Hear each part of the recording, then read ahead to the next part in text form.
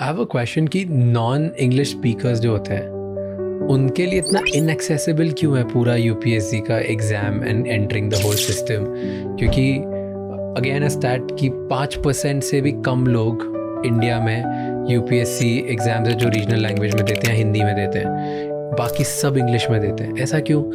मतलब does it mean कि जो नॉन इंग्लिश स्पीकिंग इंसान है उसके पास तो पहले ही वो एक हैंडीकैप से स्टार्ट कर रहा है कि उसके पास राइट ही नहीं जीतने का?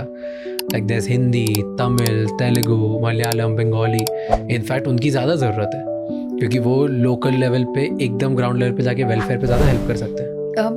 आपकी बात बिल्कुल ठीक है कि एज है इंग्लिश वाले लोगों को, but again I might sound repetitive in this, it is colonial.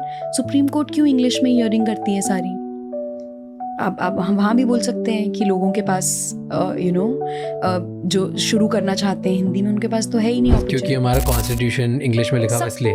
क्योंकि यूपीएससी भी जब बना, कमीशन बना, या जो सिविल सर्विसेज का कॉन्सेप्ट है वो बहुत ज़्यादा इंग्लिश पर बेस्ड था, तो वो रह गया, उसमें चेंजेस नहीं किए गए हैं। हैविंग सेड दैट, ऐसा नहीं है कि हिंदी मीडियम वाले लोग सक्सीड नहीं करते हैं या उनके लिए बहुत अनफेयर है। मुझे लगता है इंडिया में जितने भी कॉम्पिटिटिव एग्जाम्स हैं उनमें सबसे ज़्यादा फेयर अगर कोई एग्ज़ाम है तो वो सिविल सर्विसेज एग्जाम है। यूपीएससी एक ऐसी बॉडी है जो नॉन बाइज्ड है, जो मेरिट को रिवॉर्ड करती है, टाइम पे एग्ज़ाम होता है। आपने कभी नहीं देखा होगा कि यूपीएससी का एग्ज़ाम लीक हो गया, चीटिंग हुई उसमें, या कोई किसी तरह का धांधलेबाजी, करप्शन हुआ।